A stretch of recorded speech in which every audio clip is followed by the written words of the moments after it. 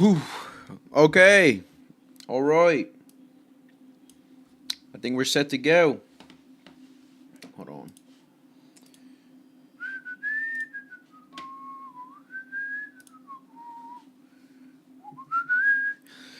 All right, ladies and gentlemen. What is up, guys? What is up?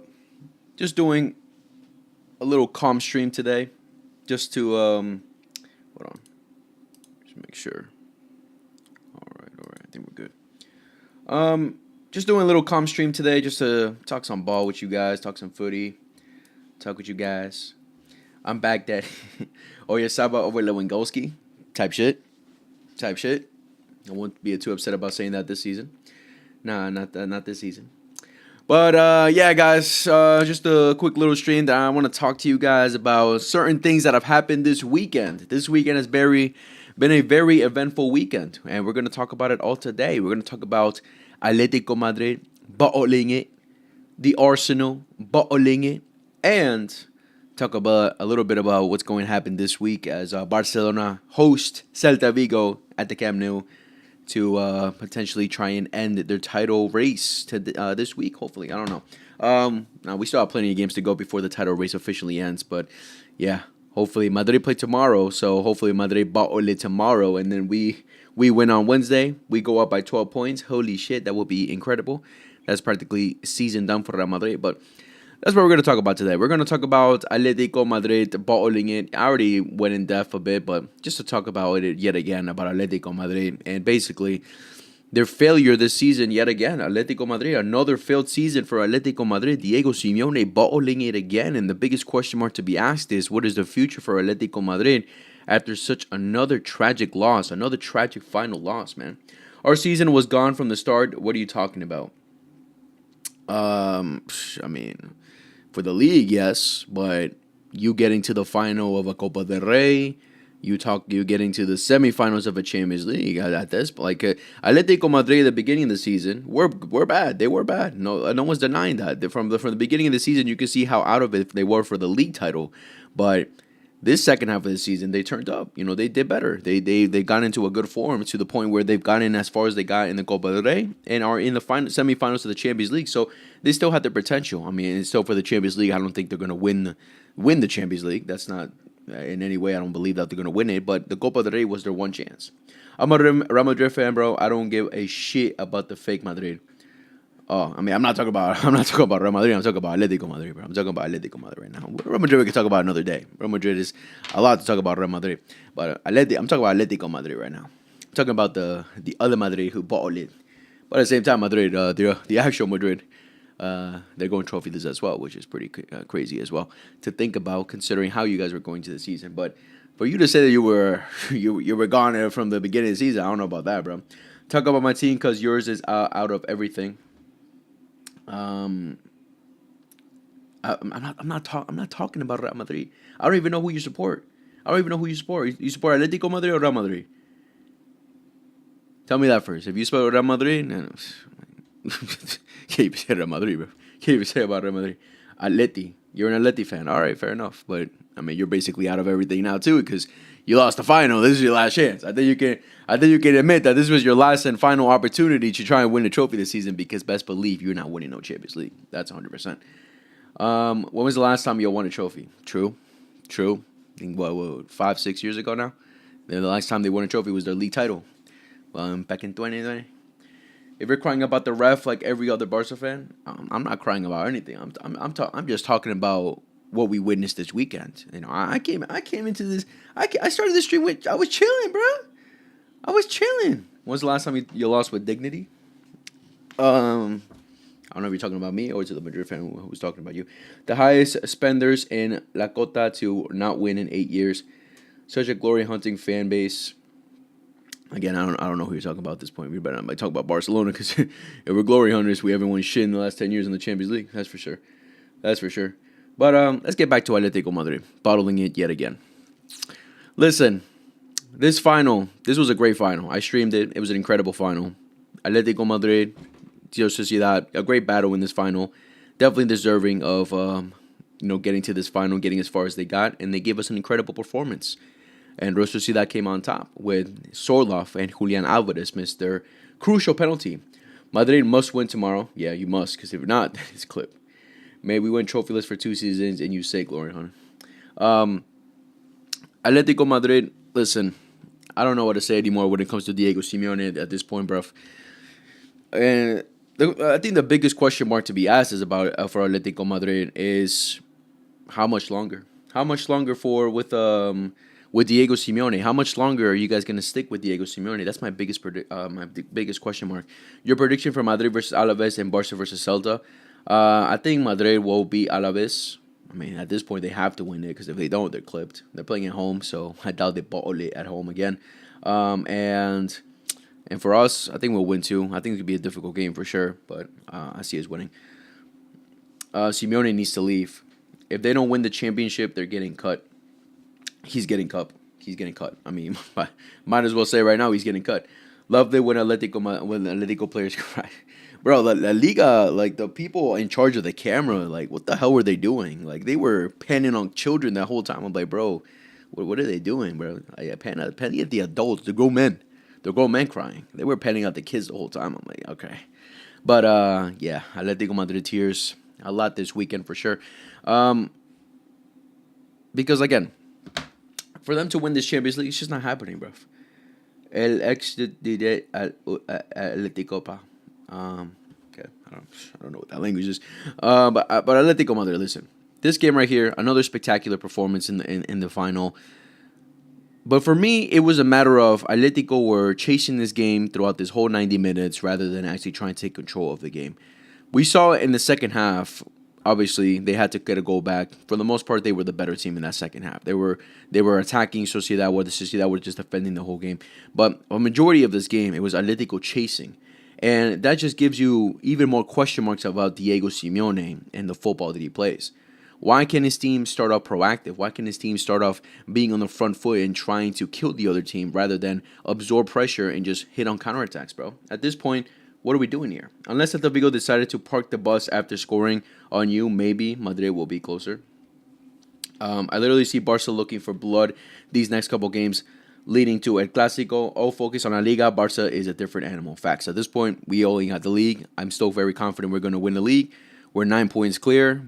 Listen, it will take a Barca bottle it in the league. I don't even know what to say anymore, bro. I don't even know what to say anymore. But I think Madrid will be. It's a good one. It's a good one. I think Rafinha will be back by then, so hopefully it's gonna be a good ass game. That's for sure. Loved it. My prediction: Real 4-1, Alaves, and Barcelona Celta Vigo 3-2. Okay. Wanted to see Griezmann cry, man. I think one of those teams are supposedly going to be the second best year in Europe. No way we bottle it. It's impossible. Yeah, facts. Facts. Definitely not. There's no way we bottle it. There's definitely no way. But I don't know. Do you guys see a potential of Diego Simeone getting sacked after this year at all? You guys think Diego Simeone will get sacked at all? I mean, I don't know. I don't think he'll get sacked, but Diego Simeone taking it into himself and saying, "All right, I've done my job. I've done as much as I can." He's been at Atletico for over a decade. I don't think Atletico would be, you can say, as harsh or maybe some might call it disrespectful enough to sack the likes of Diego Simeone. But Diego Simeone just looking at himself and saying, "All right, I've done enough." Because after losing another final, losing like finals here, right and left, right and center, at some point you just got to think, it's not for me. It's not for me. Especially the Champions League. I like, listen, Arsenal bottled it this weekend against Man City too, but I don't see them getting past Arsenal. Because Arsenal this weekend, they bottled it, but they still played a great game. If they bring at least that kind of energy against Atletico, they're going to thrash Atletico again like they did earlier this season. Yes, Rafa will be back right before the match. Beautiful. He might sub at halftime. I love that. You heard of Leao linked to Barca? Yeah, we're going to talk about that for sure. You have an 18-year-old kid carrying you and almost shooting to space. That is true.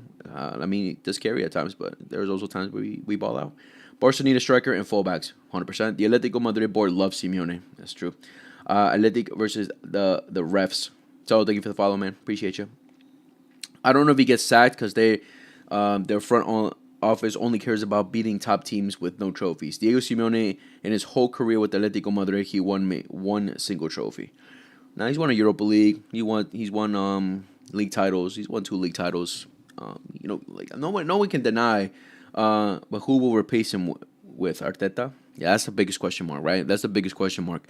But then that leads to, that's the job of the board. Could they have to plan a future without Diego Simeone at some point, right? Or unless they think he's going to stay there for, I don't know, until he turns 60 or whatever. Like, they have to plan a future without Diego Simeone. But the signings they make and everything they do is based on what Diego Simeone wants. He runs that club.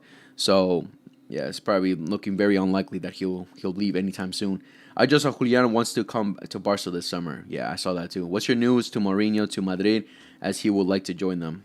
To Real Madrid? I don't know, bro. I wouldn't put it past Florentino giving him one last call. Be like, yo, get this boat sturdy again. But I don't know, Mourinho at the top level anymore. I don't think he got it anymore, bro. That's why he's been switching clubs like a sloot. He's been going everywhere in Europe for a reason, bro. Because he just can't handle it. Like I guess I don't think it's meant for him anymore, bro. I think he just stick to the smaller teams.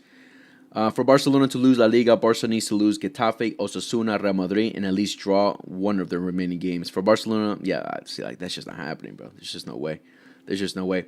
Bro, focus on when you guys are going on. So many people are getting sold, but I think Valverde would be a good Simeone replacement. And yeah, Valverde is leaving Atletico by the end of this season, right? I meant last 10 years he only won one La Liga. Okay, fair enough. Yeah, that's true. That is true. But Julian to, like, that whole links to Barca and Julian, I'm not gonna believe it, because like the links that the reports saying that Julian will come to Barca, they say Julian is open to the idea of Barcelona, but he also wouldn't mind staying in Atletico, or still would like to stay at Atletico. See, like they try to use the play on words and shit, but I don't believe any of that, bro. I'm not believing any type of links. And I already said it. There's no way Julian Alvarez comes to Barcelona unless he forces a move. If he forces the move, tells the board, yo, I'm out of here, sell me now, that's the only way. That's literally the only way. Because Atletico are not going to give up that kind of investment after just 2 seasons. There's just no way. Unless Barcelona spend big money, which 100% they're not. There's no way Madrid go trophyless 3 seasons, right? That depends, man, because the biggest question mark for Real Madrid is who's going to coach them next season. The biggest names I've seen linked to Real Madrid are Deschamps, Pochettino, Zidane. I doubt it's happening because Deschamps probably most likely is going to be his last World Cup, his last tournament with France. So Zidane is, reports have been coming out for years now that Zidane has been wanting that, fiending for that France job. And we know Zidane, he's a manager who's gotten success out of having a great team around him. The team that he inherited with Real Madrid was a spectacular team. So best believe he wants that France job. That French national team is stacked, bro, stacked. Is Vinny untouchable for you if you were as president, like a sell or keep or loan? Nah, Vinny is not untouchable. Definitely not. I don't think Florentino Perez has shown that no player is untouchable at Real Madrid. He sold Ronaldo, got rid of Sergio Ramos. He's gotten rid of superstars. He's gotten rid of big players at Real Madrid. So he has definitely shown that no player at Real Madrid is untouchable.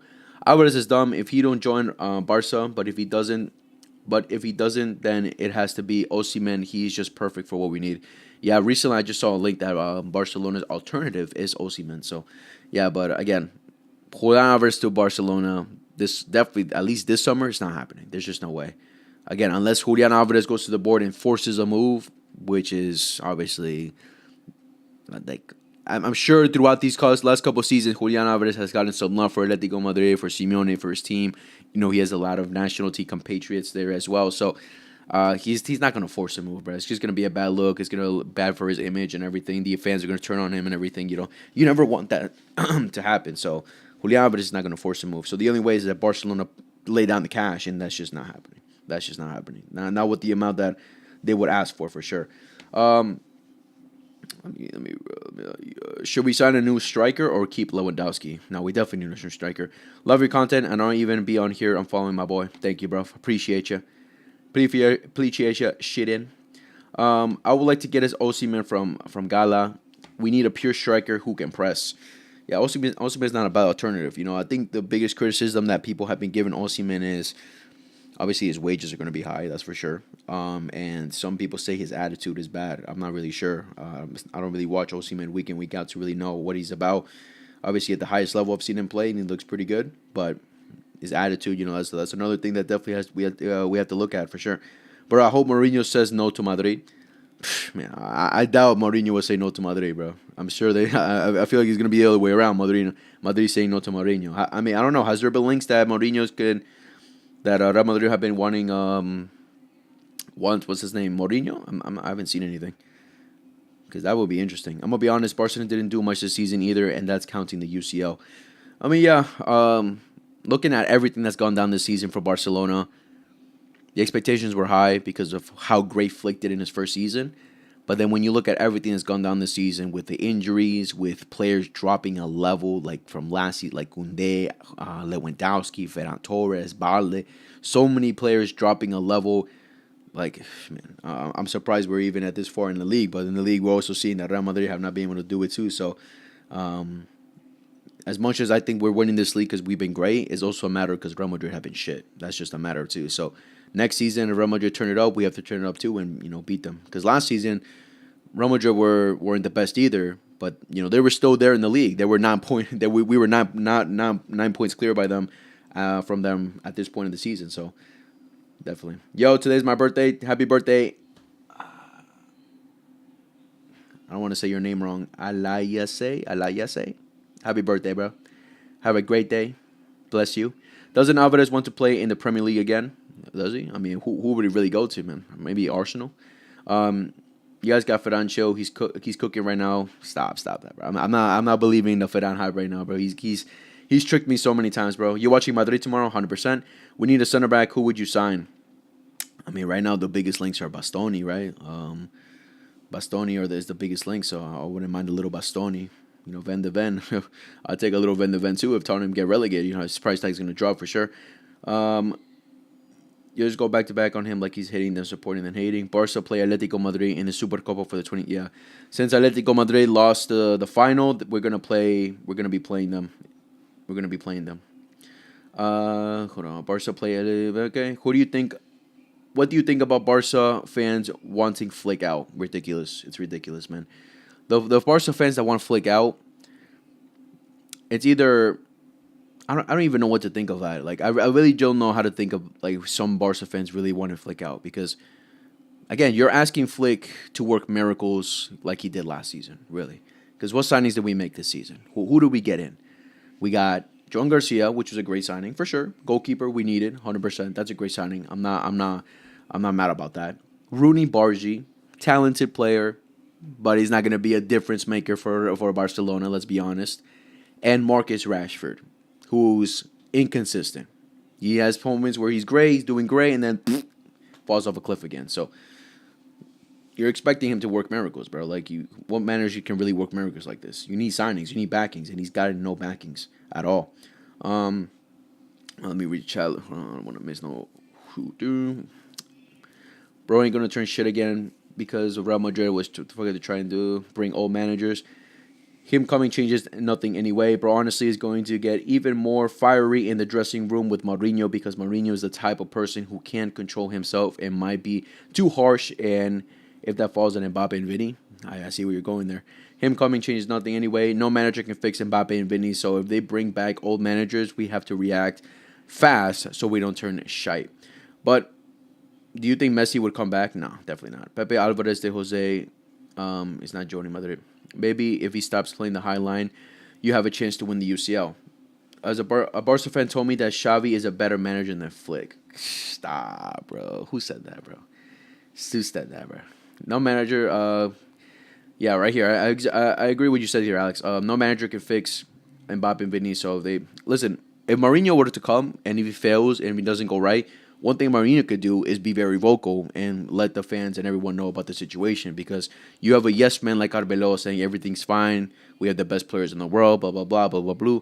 But if someone's not vocal of what's actually happening, like if Vinny and Mbappe are really toxic like that, like everyone says, and it's just not working out, then maybe Mourinho can be the one to expose that and be like, yo, and open everyone's eyes. And then Real Madrid will have to react. Selling one of them, getting, I don't know, that's pretty much the only solution I could probably think of, selling either Vinny or Mbappe. Apparently, Barcelona inquired for Barcola from PSG, but the price tag will be at least 80 mil. Sure.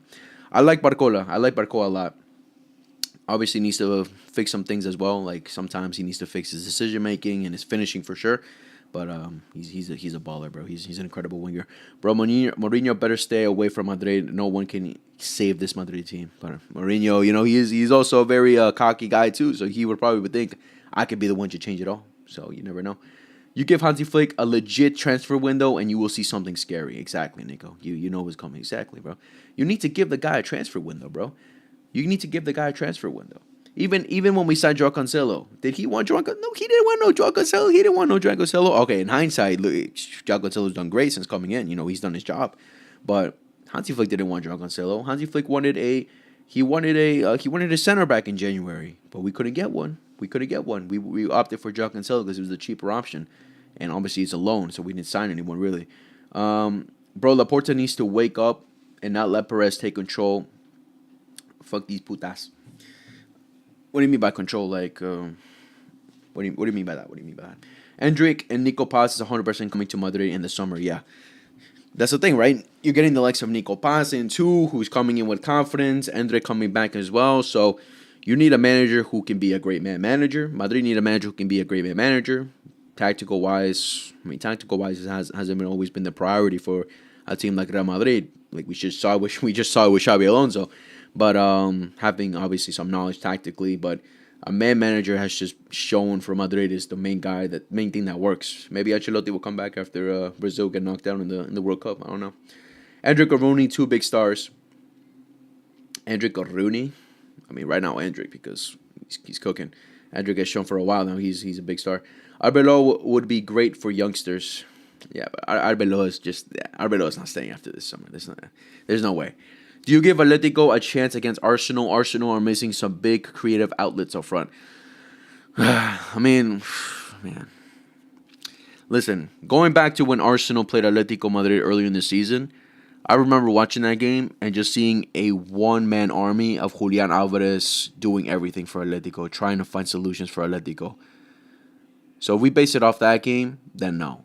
But obviously, Atletico have improved a lot since that game, since they played at Arsenal. And Arsenal, you can say, have gotten worse, maybe. But, like, Arsenal just don't have the firepower. Like, if Atletico Madrid just parked the bus and played the defensive kind of football, played that counter-attacking kind of football, then, hey, for sure, Atletico definitely have a chance. But Arsenal are a team that know how to recover well. They know how to defend well. They know how to, obviously they're physical beasts as well. So that will give problems to Atletico Madrid. Obviously now they have the likes of Lookman who can turn off for sure as well. Lookman was great in the Copa del Rey final. I honestly was shocked that he got subbed off. But it depends, bro. Julian Alvarez has to be a beast. Griezmann too. Simeone, for me, in that final he was god-awful. I'm surprised he lasted 70 minutes. But, I still see Arsenal as favorites for sure. Selling Rooney, would you sell Yamal for Osimhen? Hell no, bro. I'm not selling Yamal for nothing. For nothing. I don't care who we get. Selling Rooney on loan is a huge mistake. He should be back off for Rafinha and Yamal. Yeah, I would like to keep Rooney. But obviously that will be a decision for him as well. Be like, yo, I want playing time. Get me out of here. Bro, I mean, so Madrid doesn't get better. Oh, okay. I see what you mean. Who's your most underrated player this season? I'd say Arda Güler. From Real Madrid? Yeah, Arda Güler's one. I'm trying to think now. From Real Madrid.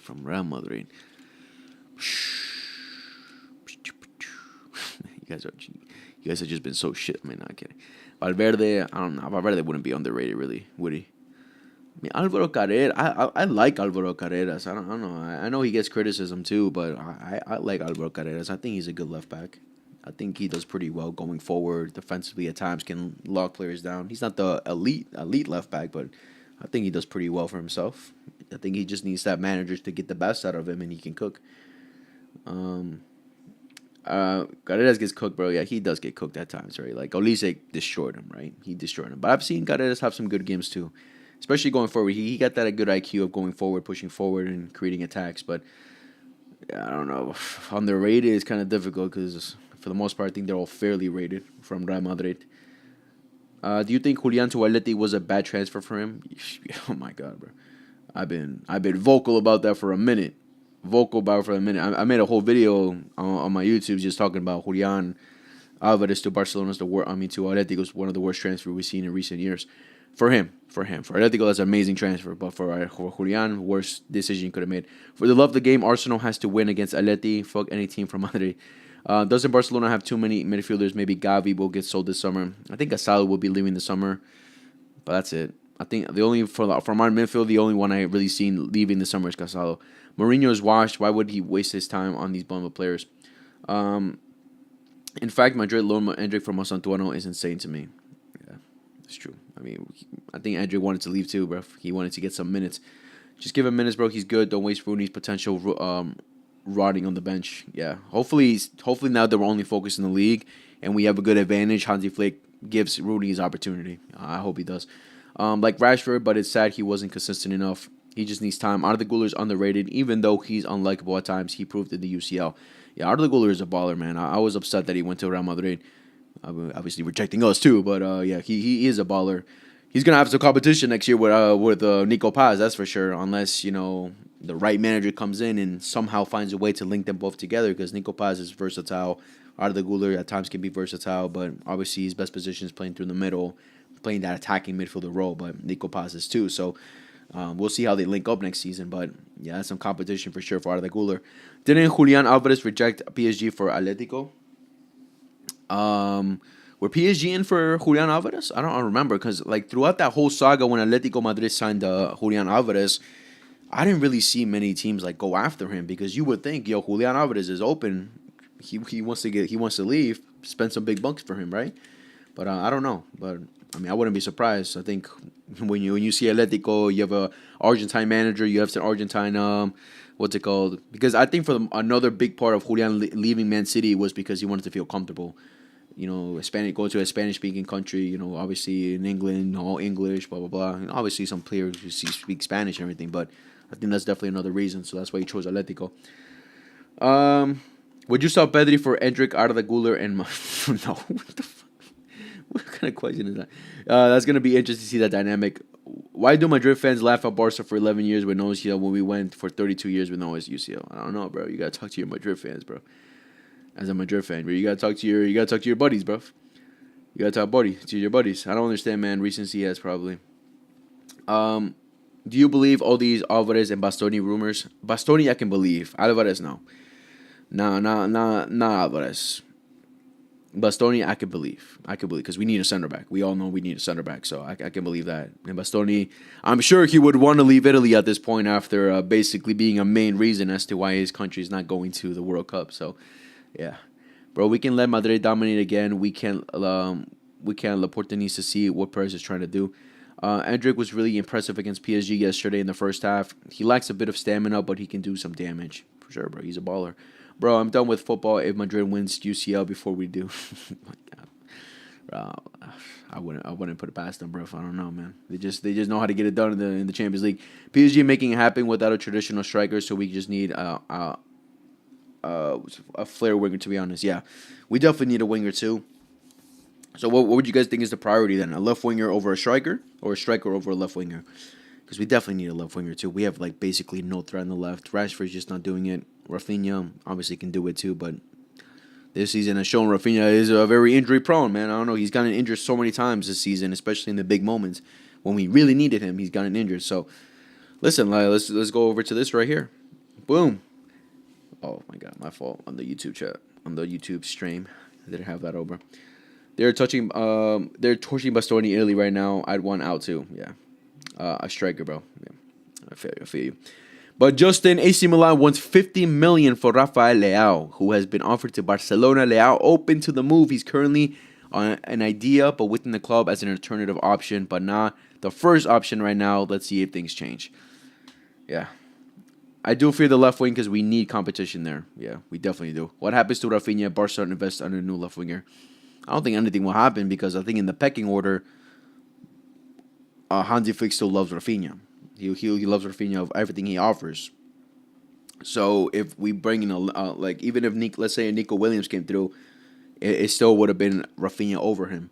I'm sure everyone would have, Hansi Flick would have still put Rafinha over Nico Williams and then eventually have to bring in Nico Williams because of the money we would have signed them for, right?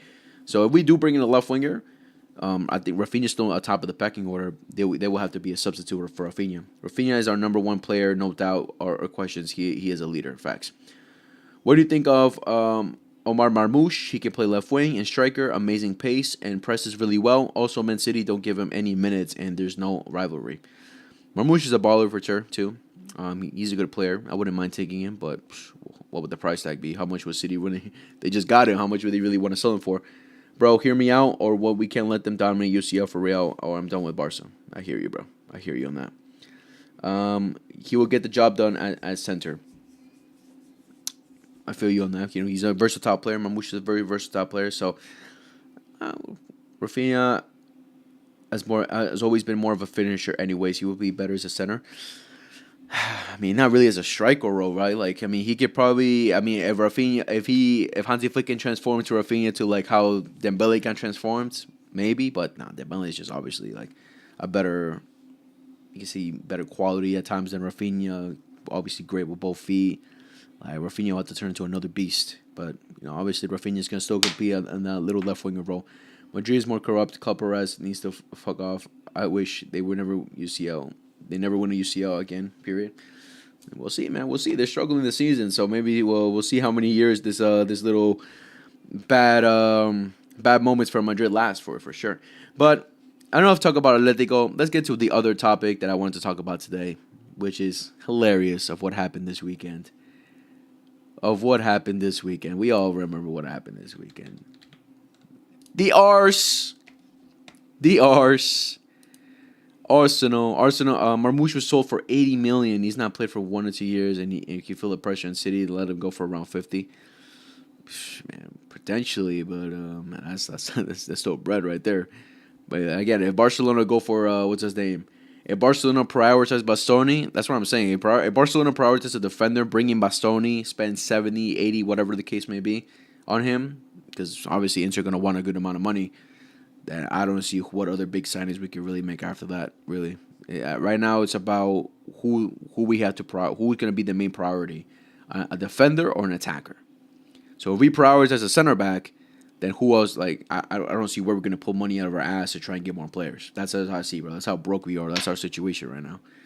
And so unless something changes, I don't know how. I don't know, bro. It's looking tough. But let's quickly talk about the arse, bro. It can't happen again, can it? It cannot happen. Is it going to happen again? Is it well and truly going to happen again, bro?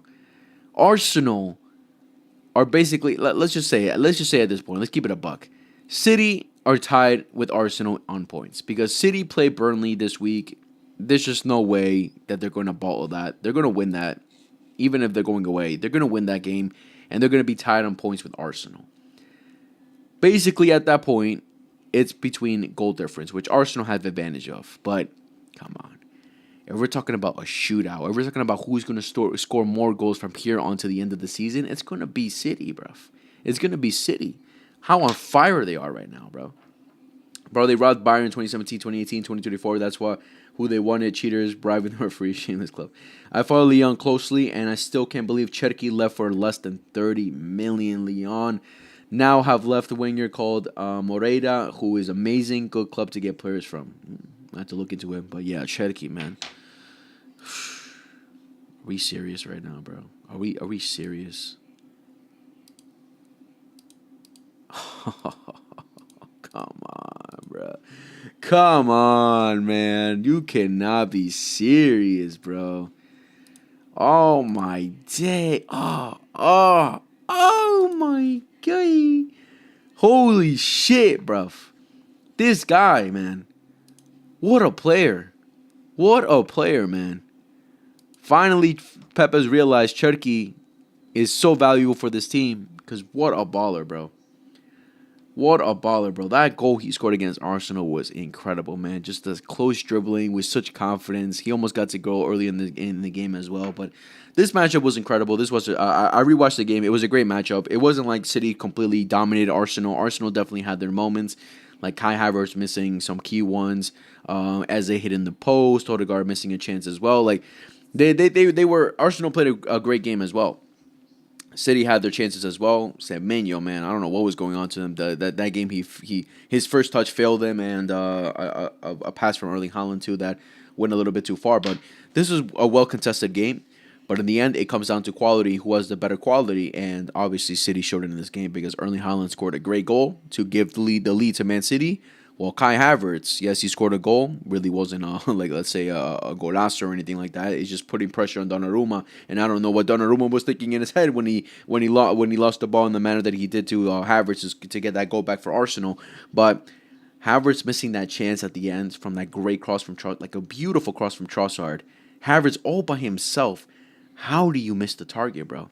It just reminded me of when Rooney Borgi puts in a beautiful cross for Araujo to tie the game up against Atletico, and he headers it over the bar, and the same thing happened with Havertz.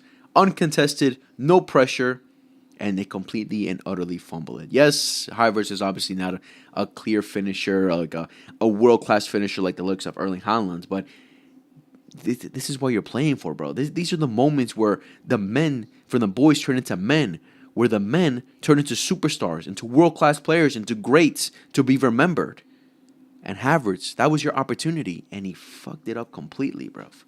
Completely fucked it up. Turkey and O'Reilly are carrying Man City's offense on their back. Yeah, O'Reilly is a baller, bro. I have him in my fantasy, cooking up for me basically every week. He's a great player, so versatile as well. He plays with such confidence, man. He's been a City man. And Pep Guardiola found another gem in City, bro. Another gem. Bro, Ronaldo scoring 2 goals against Bayern and offside Marcelo handball, which he made in an interview. Red card. There's some shameless refs helping them. Facts. Alex, let's start talking about Real Madrid here. Yeah, we don't have to talk about Real Madrid anymore, bro. They're bottling it 2 seasons in a row. They're down bad right now. But boys, at this point, we can just confidently say that Arsenal, they balled it. They balled completely. Yeah, not just saying they balled this game, but Man City are going to win the Premier League. I think we can all confidently agree with that Man City are going to win the Premier League. Because when City smell blood, they go for the kill. And they've been smelling blood ever since the Carabao Cup final when they practically outplayed Arsenal in that second half. First half well contested, second half City woke up, they balled out and they won that game, being the better team. But Arsenal, man, because you would think, all right, Arsenal, you fumbled it here. All right, now let's wake up. Let's win our remaining games. If it has to come down to a goal battle, boom, we're going to a goal battle. Because now it's between 1 or 2 options. It's either 1, we'll see who fumbles it first. Either City lose or Arsenal lose, and then they mess it up, and then obviously the other team would have to win every single game from here until the end of the season to win the Premier League. Or if City wins their game against Burnley, they're both tied in points. It's going to come down to who's going to score the most goals, and that's going to be City. But one thing that we've learned from Arsenal under Mikel Arteta these last couple of years is that they can't have this mentality of like, all right, where it's very close, we're under pressure, let's switch it on now to win this Premier League. They can't do that because they have shown under Arteta that they just can't do that. If anything, they're going to turn off the switch and be like, oh my God, guys, it's happening again. We're done. We're finished. And their mentality drops, and then they lose this Premier League. Unlike City, who have the likes of Bernardo Silva, Rodri, Pep Guardiola as well. They have players who have won the Premier League, who have done it, who have consistently won Premier Leagues, who have been in these situations, so they can motivate. Because half of the team, like a lot of these players from City, like when we look at these players that from City, especially the players that started, Nick O'Reilly, Guehi, Kushinov, Nunez. Actually, Nunez was he? No, I don't think he was. Nunez, Cherki, Doku, Haaland. Oh no, not Haaland. Semenyo, Donnarumma. More than half of these players have not won a Premier League with Man City. Rodri, Bernardo Silva, Haaland. These 3 players have won it. They have won it. Was Doku? No, Doku was no. He wasn't though. No, Doku because they haven't won the Premier League in the last. Wait, I'm trying to think now. Am I dumb? They won it in the 22-23 season. 23-24 also. Was Doku part of that team? I don't remember, but a lot of these players have not won the Premier League, obviously, with Manchester City. But when you have veterans who can turn you up, who can take it up another level and show you, hey, we can do it, then obviously they're gonna turn it up. When they have mentality kings, when they have leaders, when they have obviously captains who can motivate you and tell you guys, hey, this is how we win the Premier League. And especially when they step up as well, because Rodri was great, Bernardo Silva was great, Haaland's get his goal, having that mentality factor of winning. Oh my God, bro, City got it. They got it, bro. They don't have to worry about these new guys on the block who've never won it, who've never done it, because they have ones to have. When you look at Arsenal, none of these players have ever won a Premier League. None of these players on the bench have ever won the Premier League except for Gabriel Jesus, obviously, because he came from City. Kepa was definitely not on that team, yeah. But none of these players on the bench and none of these players from the starting 11 from Arsenal have won the Premier League.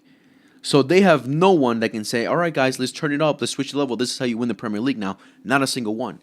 So at this point, we've gotten to the point where Arsenal, they fucked it up. They're done. There's just no way they're going to win the Premier League now. I'm saying it here with full confidence, with full chest. City are going to win this Premier League. They're going to win this Premier League. Because at this point, it comes down to winning all your games and outscoring your opponent. And if there's one team that's going to battle it between these two of how they are right now, it's going to be Arsenal. That's just how I see it. Do you wonder how this Man City suddenly forget to play football at the Bernabeu? What's wrong with them in the UCL? I don't know, man. I don't know, bro. That is the annoying part. That is definitely the annoying part. Where it's a matter of City forget to play at times, but it's also a matter of Real Madrid just turn it up in the Champions League too. Because we've all seen throughout the season how bad Real Madrid can be, but in the Champions League they just turn up. Against Bayern, they turned up in that second leg. They were like, as much as they got some lucky goals too, they had times where they were very threatful and potentially could have won that game for sure. And then against City, they turned it up too. So it's also a matter of that, but I don't know why Pep just, man, when it comes to Madrid, bro, he just fumbles it, bro. What are the remains of fixtures for both Arsenal and City? Let's check that out. So City, I think City probably have a more complicated one. So they have Burnley away. They have Southampton. Oh, that's the FA Cup. They have Everton away. So tough ground to go away to.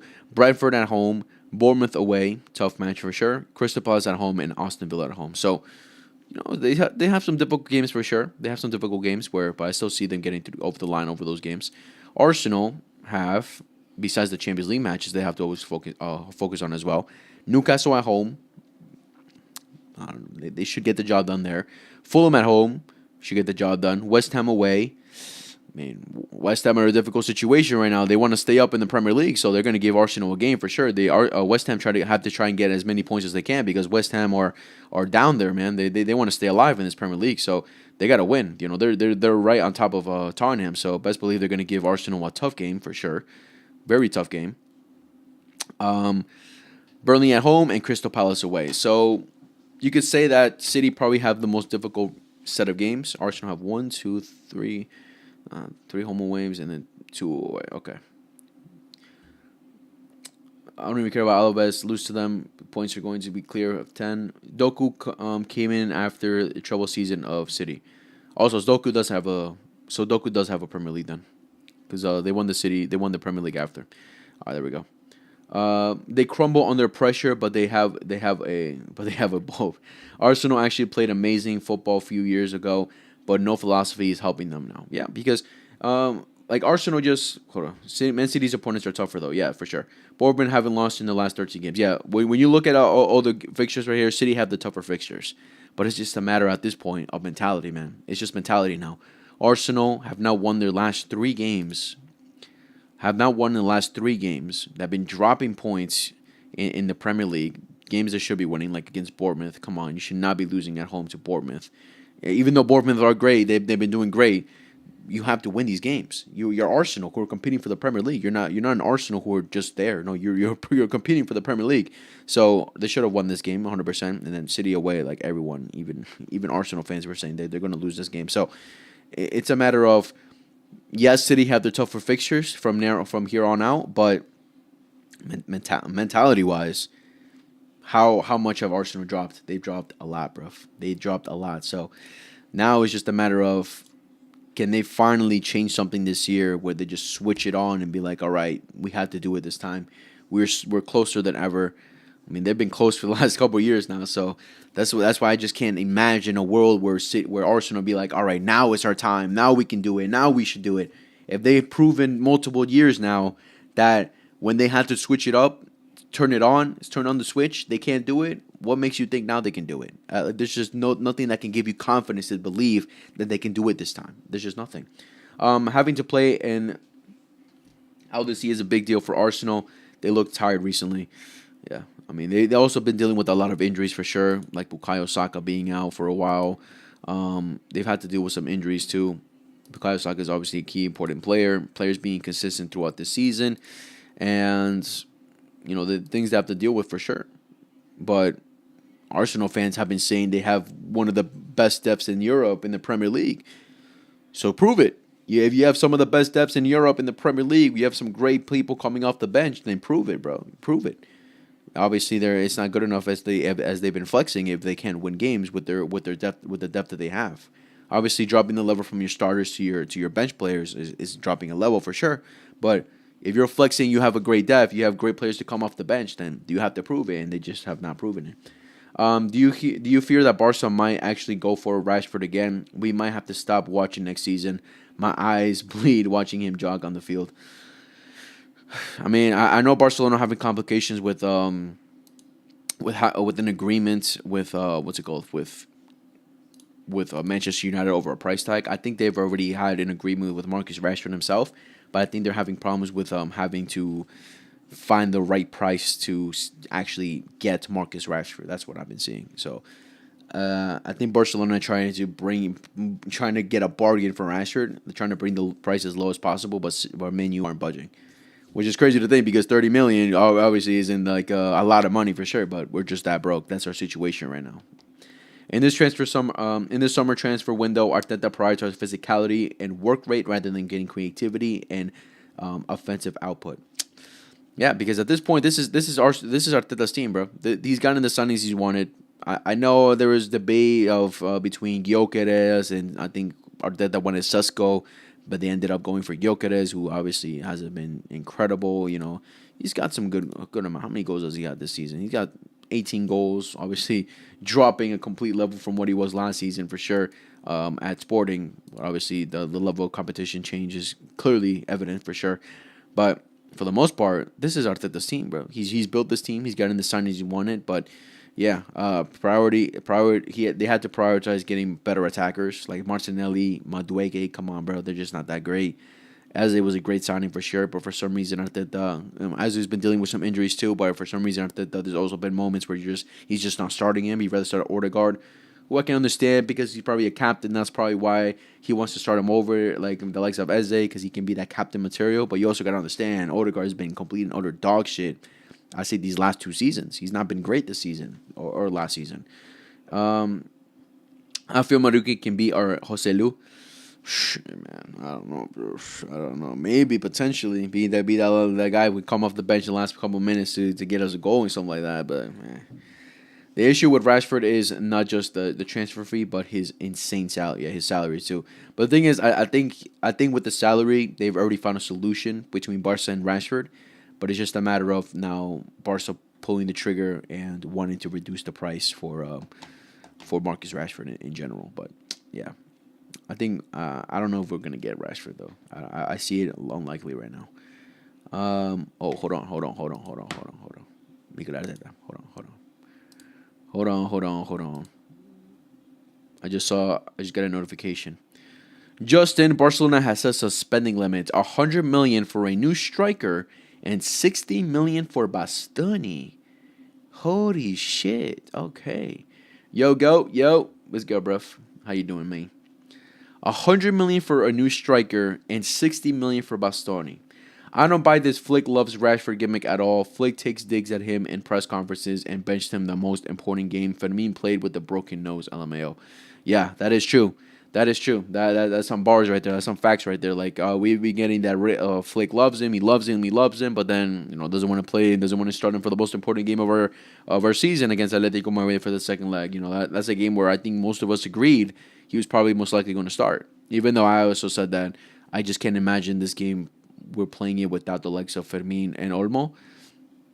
I still imagine for sure that Rashford was going to start that game, but he didn't. So, and there were some games where he wasn't playing. There was a good couple games where he wasn't playing either. So, yeah, That gimmick of he loves Rashford is something to be looked at for sure, because I don't know how 100% true it is.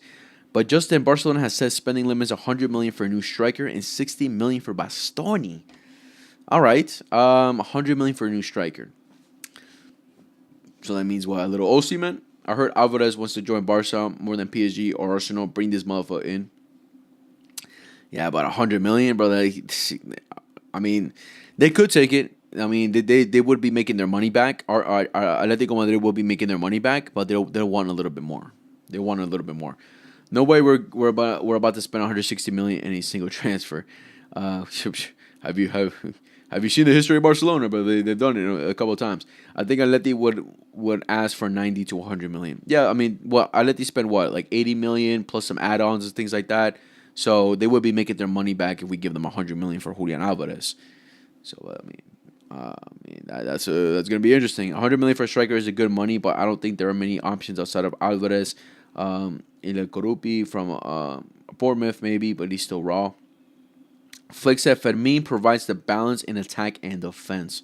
When asked about why Fermin was a left wing in the second leg, isn't a clear dig at Rashford? Yeah, I mean they're right there. You just said, yo, you just said right there. Off the ball, he's not great. Bastoni has already said yes to Barcelona. Oof. So Alvarez is Argentine Fermin Lopez. He's a big game player, although he's a great game player. Listen, I know a lot of people think Julian Alvarez can play. The main reason Julian Alvarez plays as a 10, a false 9 at times for Atletico is because they don't have anyone else to be the creative outlet, be that guy for them that could be a difference maker. The likes. I mean, I know Griezmann can be that guy too, but it's clear that Griezmann they both play different roles. But nah, I think if we were to sign Julian Alvarez, Hansi Flick would just have one chat with him, being, yo, this is what we need you for. Because again, if he can get the best out of, if Hansi Flick can get the best out of Ferran Torres, best believe he's gonna get the best out of Julian Alvarez with this team. You best believe that, bro. Yeah, I think his link-up play is way better than Ferran Torres. You know, Ferran Torres, I think one thing that fails him is his link-up play at times, because he be losing the ball way too easily. Julian Alvarez physically is incredible. His first touch is incredible. His dribbling is great. He can be that influence, be like, yo, let me just do it myself. Because we need those players sometimes where they can be like, yo, let me do it myself. You know, like Alewa sometimes can shy away and be like, yo, if no one's feeding me, I'm not going to do anything now. The likes of Haaland, even the best, like Haaland too. You know, if no one's feeding me, no one's helping me, I'm going to disappear for sure. But it's not to say that's a bad thing. But sometimes you just want that difference maker could be like, yo, let me do it. Let me run the show. And Julian Alvarez is that guy. It would make no sense for Atletico to sell their best player to make a rival stronger. They will sell him abroad. I mean, they sold us Griezmann before. We gave them a Luis Suarez, and they won the league, so they better bless it, bro. They better bless it. But money talks, man. Money talks. Money talks. And again, it would also mean Julian Alvarez will have to push for a move. He'll have to push for a move and be like, yo, I want to dip. So Barcelona will have to convince Julian Alvarez heavily, because, like I mentioned before, Julian Alvarez, I mentioned going into the season that Julian Alvarez would finally realize this season that he made a huge mistake coming to Atletico Madrid, joining Atletico Madrid, because he'll realize they're just not a winning club. And under Diego Simeone, they're just not going to be a winning club. I mean, he's had some influence that they didn't win this, that they didn't win the Copa del Rey because he missed a penalty for sure. But it's also a matter of the way that Atletico played, because again, in that final against Real Sociedad, for the most part, they were chasing the game.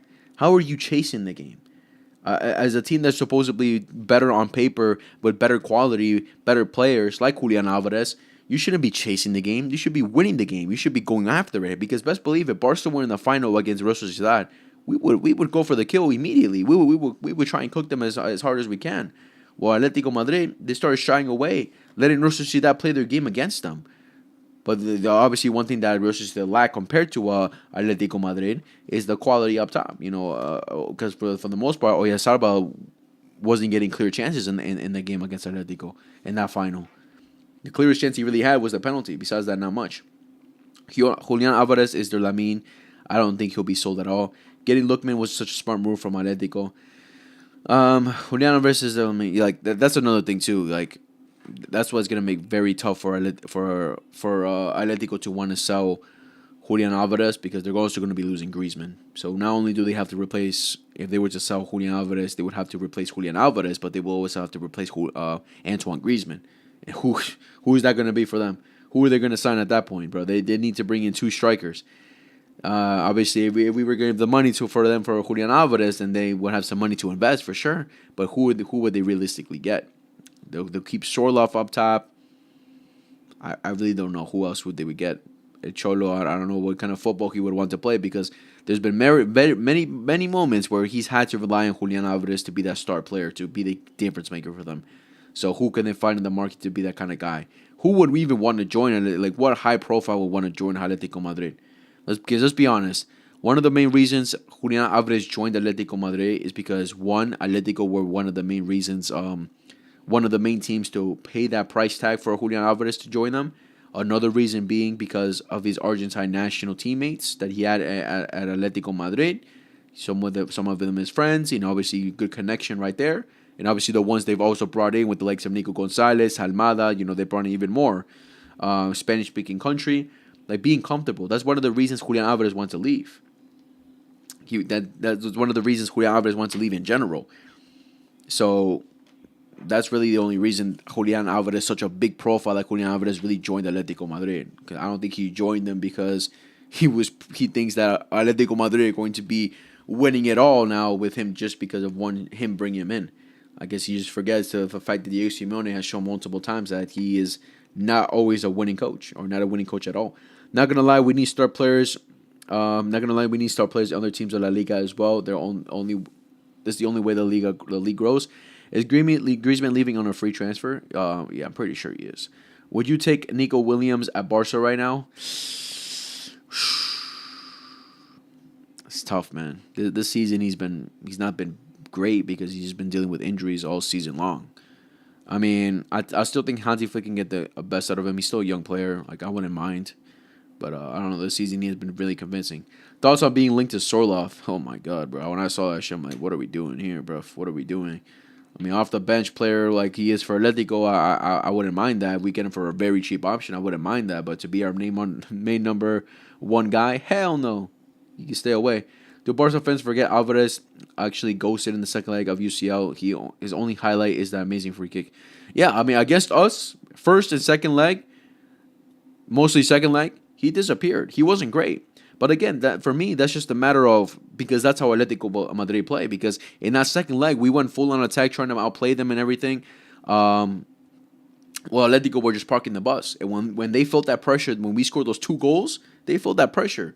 That second half, did Atletico really attack us? Besides those little moments where we gave them and we just lost it mentally and we just gave them the ball? No, not really. Not really. But again, for me, when Julian Alvarez has a bad game, yes, it could be partly because of him. But it's also the matter of how Atletico play. Because in that final against Real Sociedad, Julian Alvarez was better in in that second half because of how many times he recovered the ball. Would have the ball, wouldn't lose possession, trying to open up play for Atletico. But he wasn't having a great game either. It wasn't like he had chance after chance and everything. But that second half he did much better. But first half he absolutely ghosted. And that comes down to how Atletico play, because Atletico Madrid in that first half were chasing the game, defending, rather than trying to be proactive. Lookman was the best player for them in that first half. I low-key want Abde from Betis. I don't know if I spelled it is correct. I just go with Abde. Bro's balling. Yeah, Abde, ex-Barca player. I wanted him to stay at one point, but obviously we needed funds and he wanted to play. But yeah, Abde is a baller, though. He is a baller. He's a very tricky left winger. We saw it at Barcelona how he can cook. Obviously at Barca he was still young, obviously very raw. But Abde is a baller, bro. He is such a baller. Cholo's Argentine pull has been greater than Barca's Argentine pull, considering we had Messi. I mean, the guy's Argentine, so yeah, he makes it easy. I wouldn't be surprised if this summer they go for Cuti Romero if Tottenham get relegated. How do Argentine star kids not dream for Barca more often? That is a question mark, right? That is a question mark, because you would think that most of them, they love Messi. They dream of being like Messi, replicating what Messi did, something like that. Messi being their idol and would want to play for. I think Julian Alvarez likes Barcelona because of that reason, because he loves Messi. So, but him being interested in Barcelona, I don't think that's any fake news or fake rumors. that he would love to play for Barcelona because Messi is definitely help him. But yeah, off topic. What's your PC specs, Unk? Shit, bro. I'm not even sure, bro. I'm not really sure. I gotta check into that. I'm not really. I'm more of a. The fuck is that? Turn it on and go kind of guy, to be honest. Because again, I use this PC just to stream and make my videos. That's pretty much it. For gaming or any of things like that, not really much. Hear me out for the left back option of Grimaldo. Yeah, Grimaldo's a good option. I don't know how much we would get him for, but how it's looking like right now, Barcelona want to prioritize left backs for sure, and we need attackers. We need attackers because, listen, if we were going to the transfer window with just getting a Bastoni and getting one good striker, which for Barcelona and considering our situation financially would be a successful window. Listen, I wouldn't be like the best low cost option is that Schlotterup of Benfica. Yeah, he's good. That guy is a baller and peanut salary. I watched him against Barca and Madrid both. We should lock him in. You should look into him. Yeah, I remember seeing him play against Madrid against those two. He looks pretty good too. So it's gonna be all about priorities for Barcelona. If this is right here is true of Barcelona 100 million for a new striker and 60 million for Bastoni, then obviously we're gonna have to look into that for sure of who's going to be that low-cost option to be then for a left back and who's going to be a low-cost option for a left winger, because if these are the priorities that Barcelona are going to be looking to in the summer, then obviously we got to go for the low-cost options for the other sides too. Who I mean, he's a good option too. He's a good option too. Bro, why is marijuana trending? I don't know. In the United States, I don't know. This is the U.S., bro. It's the U.S. I don't know what be happening over here, bro. You know how it be over here. Nobody in January would have imagined Cancelo being so good for us. Yeah, like I wasn't too upset of Cancelo coming. I know it was split with Cancelo. Some people thought it was a god awful transfer. Like, what are we doing with our lives? What is Barca doing? And like me, I was optimistic about it because I saw Cancelo when he had his loan spell too. The first time here, he was pretty good, but obviously he wasn't the best. But I wasn't too upset about it. I understand the frustration because we needed a center back, but obviously Cancelo has definitely switched our minds for sure. Use that 100 mil and bring in Garnacho next best. Hell no, Garnacho. Hell no, bro. He can stay over there. He can stay over there. 420 Blazer, bro. Nah, Garnacho can stay over there, bro. He can stay over there. He can stay at Chelsea, suffering at Chelsea. But I wanted to react to this video right here with you guys. My boy Troops. As part of the Arsenal segment, bro. My guy Troops is this guy's hilarious, man. So let's because I think in this video he gives his honest opinions, his heartfelt opinions of what went down with Arsenal. Let me know if the audio is good for you guys. All right. The Kubarsi Red ruined his stocks. He's played so amazing for us in the last 2 to 3 months. Yeah, I love Kubarsi has been great so as a recent, and then that one little moment. I said if we lose today, sack this man in the tunnel. Can you guys hear it well? Do I have to maybe raise it up a bit for you guys? I don't know. Let me know. And I stand by that. I want this man sacked today, bro. I have had enough, blood. I am literally drained. I'm tired. It's gone beyond boring. Let it all. Let it all work out. Let it all. We got bigger fish to fry. We're gonna win the Premier League, FA Cup, Carabao Cup. Who cares about that? You can't hear it? What? I mean, I paused it right now, but can you hear it? It's every year. It's a recurring thing. I had to ban a zoo before I did this, blood, because I had to calm myself down because I was in full rage mode, blood. You get me? Because title on the line, and yet again. Can you guys hear it or not? Let me know.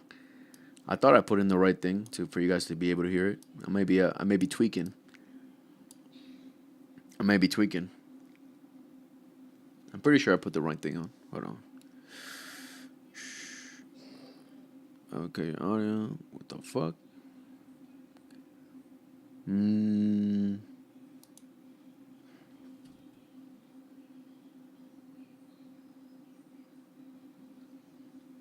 You see Villa versus Sunderland, mad game? Nah, I didn't see that.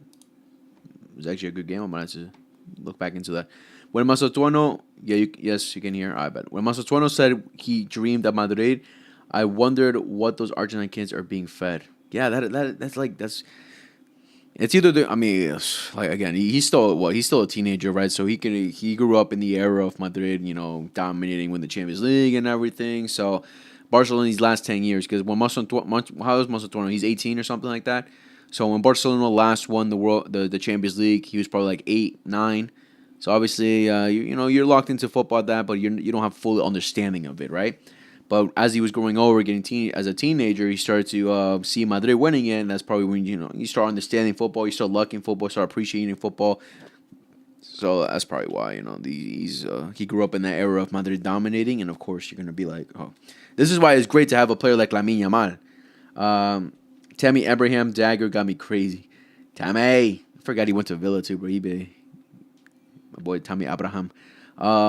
That's why it's good to have the likes of Lamine Yamal for Barcelona, because then he's gonna feed the new generation of the fans. You're gonna be like, yo, give me Lamine Yamal, bro. We love Lamine Yamal, so let's support Barcelona now. So it's great to have a player like Lamine, so we can get that support from the new gen, the new youth. But let's look at what Troop says. Mikel Arteta, he can do it. Ooh, can't get the job done. Will he ever be able to get the job done?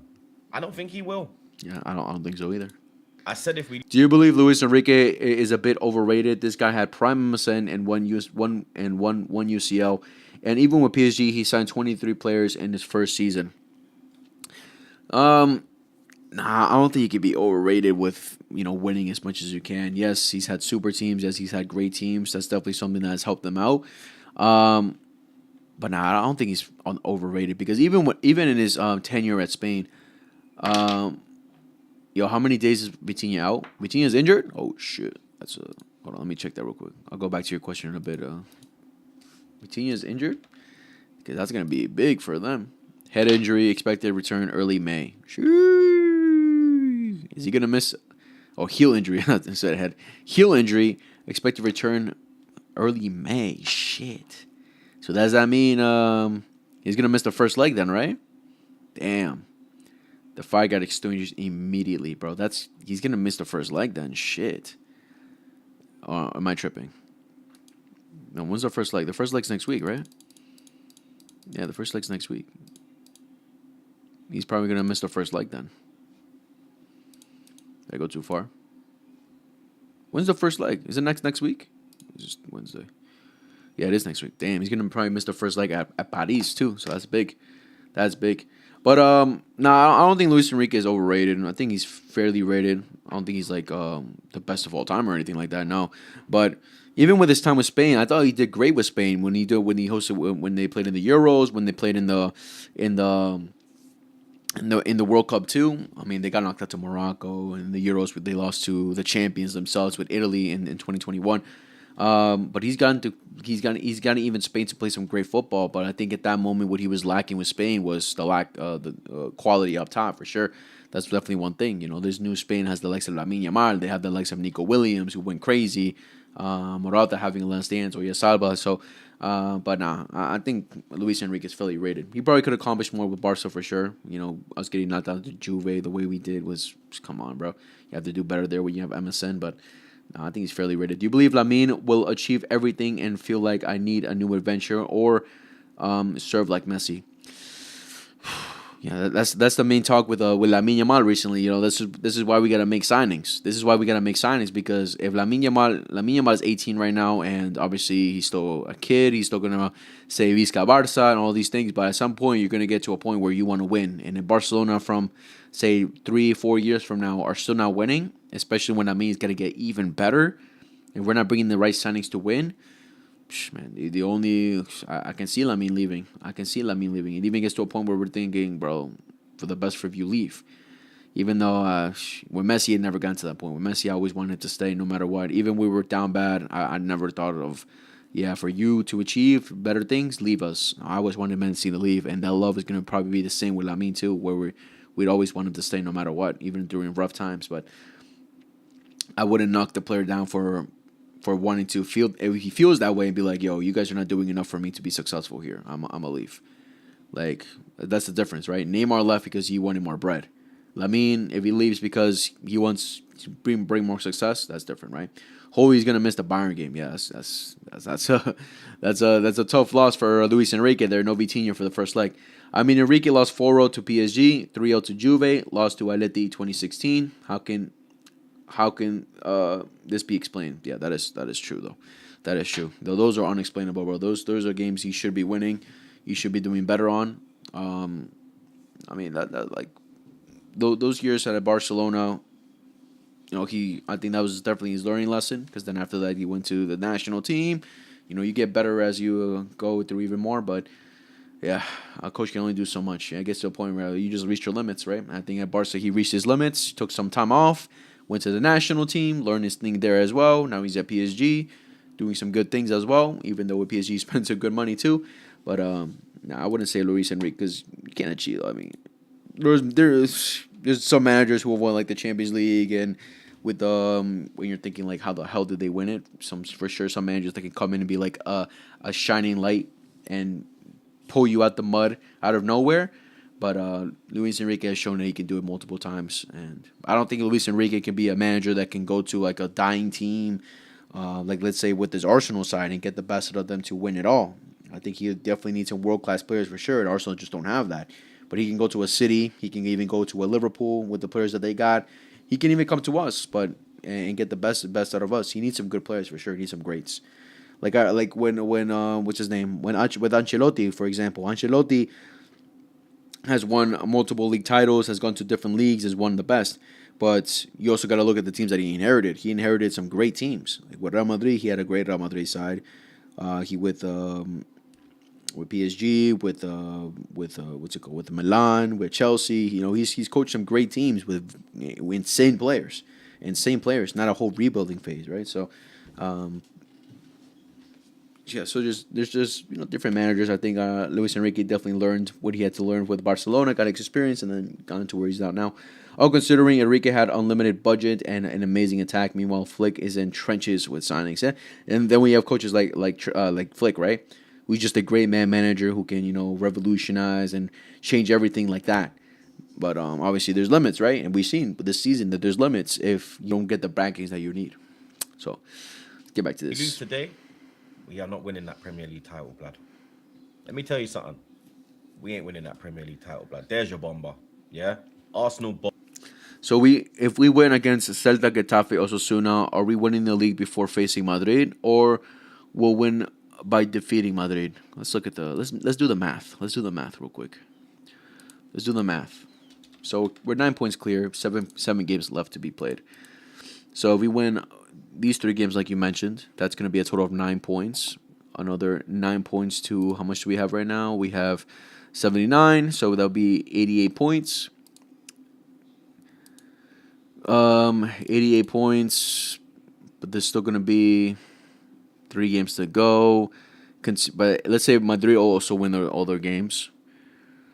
I think, yeah, and if we beat Madrid, yeah, I think so, yeah. I think that is true, right? If I'm doing my maths right. If Madrid win all the games as well, and we win all our games, we'll have a 9-point advantage leading to the Clásico. So let's say we win all these games, Madrid win all their games. Leading to a Clásico, we'll still be 9 points ahead, considering everything still's the same. And then if we beat them, we'll be 12 points ahead. No, wait. 12 points ahead. And then, yeah. So, yeah. Yo, we have to get it done. We have to get it done. We have to get it done. We have to win every single one of these games right here. And then we can win the league at Madrid. Or at home, beating Madrid. That would be incredible, bruv. Now we gotta do it, bruv. Now that's our next thing we have to do. We win it before the match, I assume. I mean, yeah. I mean, nah, because if we win all, it's a matter of let's just keep it we win all 3 of these games and they win 3 of these games, we'll still be 9 points ahead of them. Unless they drop some points, then yeah, obviously then, yeah. But if we lose to, let's say we win all these games, it's still 9 points by this end, and then they beat us, it'll go on to 6. So they'll still have a chance to beat us. Considering we drop more points, right? They still have a what is it called? A mathematical chance of doing it, considering we we dropped more points and everything. By the way, you should watch Flick's Bayern. Their Rafinha was a Muller, Lewa in his prime. Gnabry used to attack and defend like madmen. They used to concede exactly like us, but their attack didn't miss. Yeah, I remember that, bro. Muller was great. Gnabry, get the best out of Gnabry. Lewa, incredible as well. Yeah, they were amazing, bro. Even got like Alfonso Davies as well, man. That was a team. Now Madrid plus win it before the Clásico. That would be generational. Yeah, hopefully Madrid drops some points in here and there too, so we can be like, all right, shoot. Because for Madrid to give us a guard of honor for the Clásico, they would have to drop some points here where it makes it mathematically impossible. So they would have to lose at least one or two of these games, I'm pretty sure, to make it. Like if let's say if they lose two of these games and we win two of our games, we'll be 14 points, 15 points ahead of them. If they lose two of these games, something like that. So if Madrid fumbles at least one game, are we winning the league before El Clásico? Let's see. So let's say Madrid lose one of these and they win the next two. That's another 3 points behind us. We'll be 12 points ahead. Then let's say if we beat them. I mean, with these 4 games left, there's still a mathematical opportunity, but it will come down to Barcelona also dropping points. Also dropping points for Madrid to make a comeback, right? So, but Barcelona, if Madrid were to beat us there, Barcelona are not going to lose these games here. So, no. So, for us to win the league before we face Madrid, I think they'd have to lose at least 2 of these games. At best, 3 of these games. I don't know. My maths isn't incredible. Someone have to let me know there. But at least 2, I think would secure us for sure. Because if they lose 2 and we win 2, we'll be 15 points clear. Then 3, 6, 9, 12, 15. I mean, yeah, I think so. If they lose 2. If they lose 3, then yeah. If they lose all 3 of their games before us, then yes, they're done. Even a tie with 2 would affect them. If they would lose or tie all 3 of their last next games before a Clásico, then yeah, we would win the league when we face them already. They would have to give us a standing ovation and everything, a little guard of honor. Unless my math is wrong, I don't know. I'm dumb. It again. It's not really a bomber. Everyone was waiting on it, like Christmas. Comes around once a year. Arsenal bottle job bus comes around once a year, blood. Around April, May. Type shit. Get me. This time, it's landed in April. You know what I mean? Landed in April, blood. The one serious trophy that we have a chance at winning, because yeah, we're in a semi-final of the Champions League, but look who's on the other side of the draw. And even Atletico Madrid's going to be a tough outfit to get past. I'm not hearing they got Atletico 4-0 in the group stage. They got Atletico in the group stage last year, blood. And True. They got us in a blender in the semi-final. True. So I will not be hearing none of that foolishness from That's the true. Arteta defense team. That's true. That's true. This was the one chance at getting the trophy over the line, bro. Going into April, yeah? You're 9 points clear, bro. 9 points clear. They not like us. This league is They not probably like the us. worst Premier League that I've seen in my life, bro. I'll be real with you. Yeah, because we also got to remember, Arsenal, main reason that they're up there is because of how bad the rest of the league has been. Liverpool, nowhere near the expectations that everyone was expecting from them going into the season. Chelsea, all bark, no bite. They make all these transfers, blah, blah, blah, and they just can never do it. Switching managers every other month. And City have been, for a majority of the season, have not been the best either. Like, when City get the opportunity to capitalize to try and tie it back to Arsenal, they drop points. They were dropping points. Now it's coming to a moment where Arsenal are bottling it and giving a lifeline to City, and City are reacting to it. That's why they're getting back into it. But for the most part, this Premier League has not been very much of a competition for Arsenal. They just been fumbling what they needed to capitalize, and Arsenal just can't do it, bro. They can't do it. Quality. It is probably the worst I've ever seen in my life, bro. And from August to March, we were the most consistent team. We were top of the pile. Mm-hmm. I literally said it at Brighton. Get them red and white ribbons on that trophy because it's coming home. It's not coming home. Put the blue ones on it again. You understand? I thought Pep was actually going to go for the first time ever 2 years without a league title. But we have Mikel Arteta, ladies and gentlemen. So that possibility, that occurrence happening, it's not going to happen, blood. You understand? That's just Just how it is, blood. You get me? Mikel Arteta, 1 billion spent, 6.5 years, nothing on the table, nothing through the door, blood. You get me? Name me one manager in world football who will have this type of backing, the keys to the club, not deliver, and continually get new contracts. This man is on. So let me see if I can name one manager that get everything that he just said. Yeah, not a single one.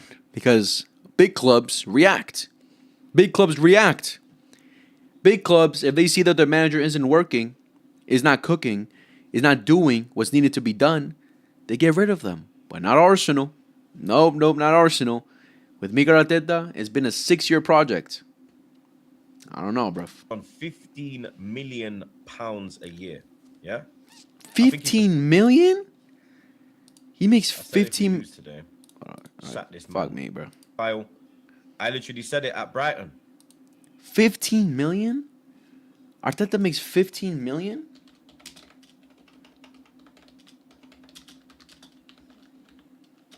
Fuck me.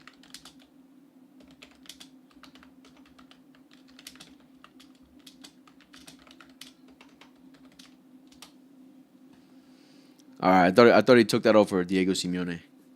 I was thinking because I knew Diego Simeone was the highest paid manager, but for a second I thought Arteta took it off of him. Look at that, bro. Diego Simeone is the highest paid manager. Makes me laugh every time I see that. Get them red and white ribbons on that trophy because it's coming home. It's not coming home. Put the blue ones on it again. You True. understand? Without We nothing got to that part. on the table, nothing through the door, blood. You get me? Name me one manager in world football who will have this type of backing, the keys to the club, not deliver, and continually get new contracts. This man is on 15 million pounds a year. Yeah? Jeez, bro. I think he's the third highest paid manager in world football, bro. He's yeah? a third. And who's second? Pep, I imagine? Or What Luis is he Enrique? producing? What is he bringing through the door? Is he playing good football? No. Is his talent ID good? No. What is good about him? You tell me what is good about Mikel Arteta. The believers, the ones that support him, the ones that sing his name. You tell me what's good about Arteta, because I can tell you a whole heap of bad. I saw a whole heap of bad today. Again, in a big game, pure foolishness, in-game management, non-existent, tactically inept, just looks clueless. You get me? Be like Every that. time he shits the bed. When the lights are on, he shits the bed, blood. And I'm sure all of you wipe it up. I'm sure you do, blood. You get me? Because I'm not just tired of Mikel Arteta. I'm tired of this fan base as well, bro. I'm tired of these little influencers that go to the game and, you get me? They've got... Hold on.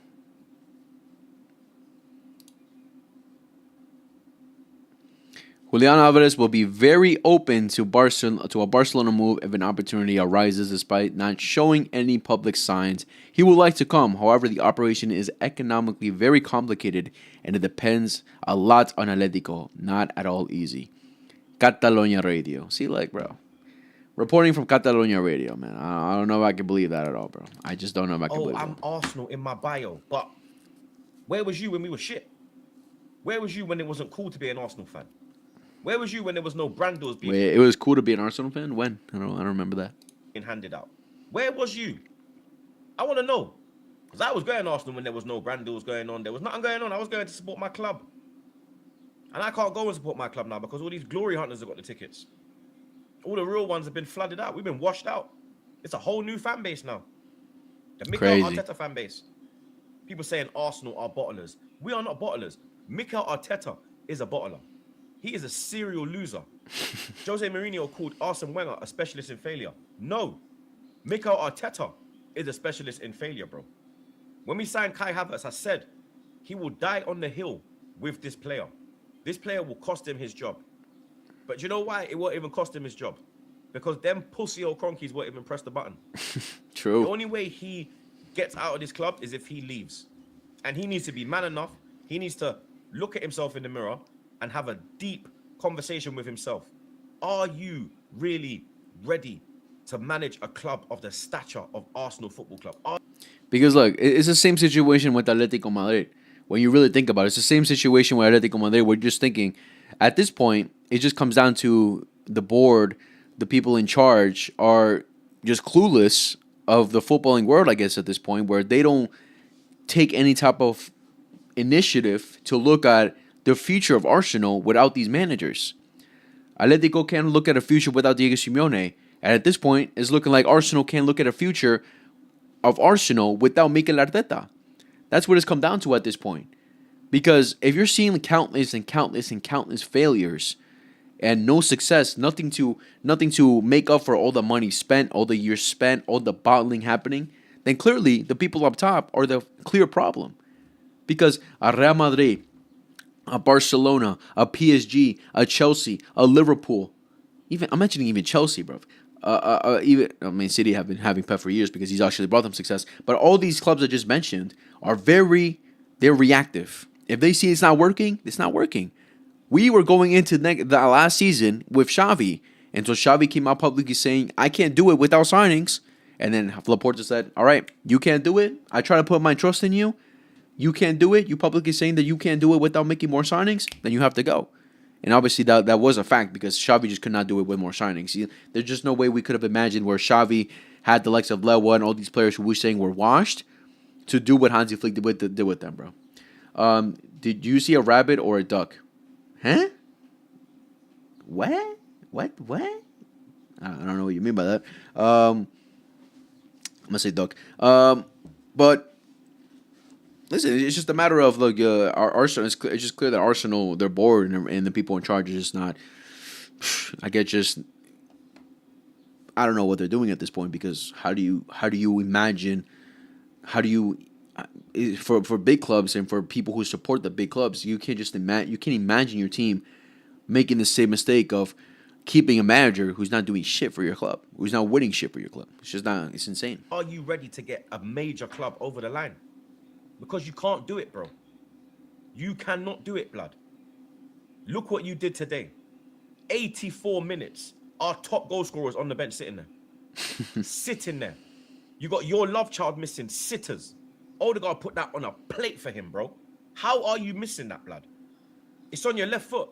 What's the excuse? What? I want to hear what the fucking excuse is, blood. He brings off Eze, the creative spark. The only one Do you see a rabbit or a duck? You didn't see that video?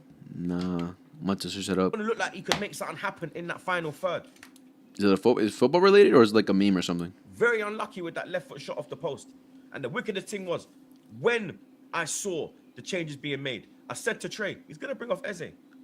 Trey was, nah, he's going to bring off Odegaard. I said, bro, he's not bringing off Odegaard. He's going to bring up Eze. And when I saw that... Yeah, Eze was playing great too against City. At number 10, I was not surprised. I was not surprised, bro. Predictable Arteta. Arteta. Kai Havertz won Chelsea the Champions League, but he's cost us numerous Premier Leagues, blood. And this ain't the first time that Havertz has missed a big chance. That goal at 1-1, when Odegaard is put him through to make it 2-1, that was the Premier League right there. Damn. That was the Premier League right there. Football Arteta himself. Fluffed your lines, blood. Yeah? Then you got a second opportunity to redeem yourself. You could have had a hat-trick today. Free header on the 6-yard box. Center of the goal. You had it over. Not good enough. Not good enough. Not good enough. Not the good only enough. man who can walk off that pitch with their head held high is Nkapie. He is the only one. That man is a fucking warrior, bro. He knows what it means to play for Arsenal. He understands what it means to play for a big club. Damn. He gets. He just got signed too this season. Or he not even what you need. He gets it, bro. Do you understand? He knows what is needed to get over the line. Ooh. You could see that warrior mentality in him. I don't see that in the rest of these lot. Defender. Gabriel Ooh. today. Saliba today. Absolute dog shit. I have never seen them play so bad. Never. I saw Gabriel beefing with Haaland. That was hilarious. Gabriel was more concerned with fighting than fucking defending. Do Exactly. you understand? It was absolute shit the bed settings today. That's what it was, bro. Because when it went 2-1, I said, we ain't coming back, bro. This is Arteta. He's not going to throw the kitchen sink at it. The only time we looked a bit threatening was stoppage time. Why are we waiting until stoppage time to put our foot on their neck? Why? Phew. You see the way these men were celebrating? Because they know that was the league title, bro. Look at the way Cherky's celebrating. Look at the way Haaland celebrating at full time. Man's looking at the Sky Sports camera giving cheeky looks, this dickhead. But he's right. He's right, bro. With me, Rodri spoke about mentality. He's right. This manager has no mentality. These players, when it comes to the big stage, the must-win stage now, you get limited chances, take your chances, defend at your best. They shit the bed. Damn, bro. Over and over and... Who owns Baller League? Pitch is bigger, innit? No, I'm being legit. The pitch doesn't look bigger than the copper box one. The wind. It's the wind. Yeah, SDS is losing right now. They might be cooked. It's almost inspiration. You should check it out.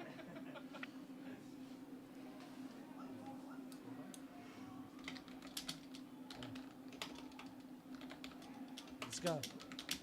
Well, this guy's got everyone in the chat saying fries, bro.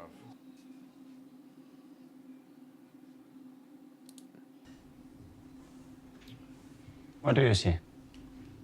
Oh, okay. Yeah. I remember seeing that. Okay, yes, I have seen it, but I never understood it. Danny, what do you see?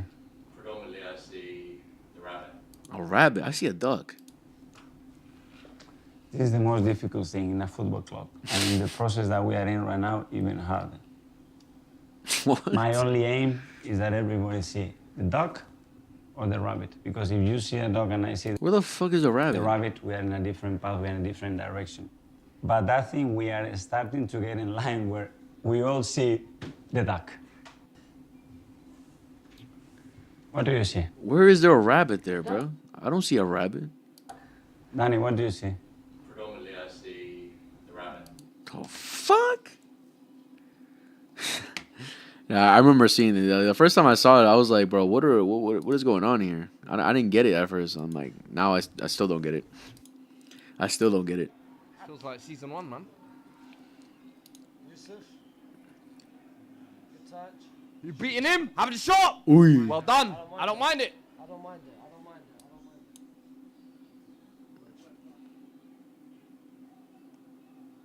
That's no one moving. That's no one moving. Like when someone gets the ball, that's no one moving for each other, man. Oh. Yeah, I just been saying recently SDS been winning. So could this be their first loss? This is against Toby's team too. Ooh. Behind you. Funnel. Cash. Pass it back. Pass it back. You know what it is? He's losing his mind, bro. Like, he lost his mind with the light bulb thing. He lost his mind when he started screaming at his players, "Do you want it? Do you really want it?" Be losing his mind for a minute, bro. You know what? I'm gonna take a man on. And if you lose a ball, you lose a ball. But if you're never doing it and you're constantly taking the safe option, just pass it sideways. Pass the responsibility. Come on, man. Yeah. I think Trophies has been a rabbit in his life where all he saw was a duck. Oh man. Yeah, he's not been able to find Trophies for a minute.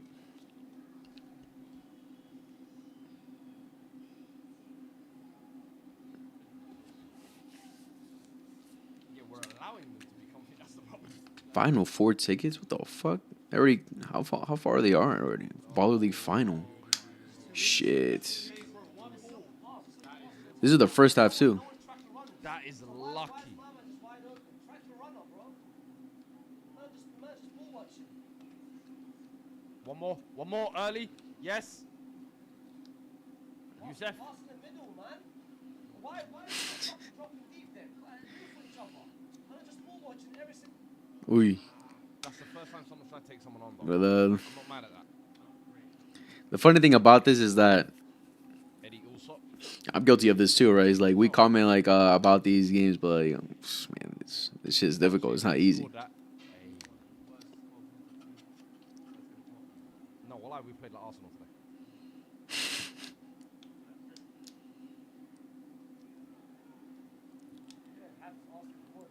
Say, well, we play like Arsenal today. I'm weak. When Cass gets the ball, look, why? Ooh. When Cass gets the ball, why is Yusuf just standing still in that position, bro? Like, give him an option. Give him an option, bro. I look at want to see the goals from the Sidemen game because I didn't really what is it? I didn't really see the goals, and I know for a majority of the goals are hilarious. So let's check it out.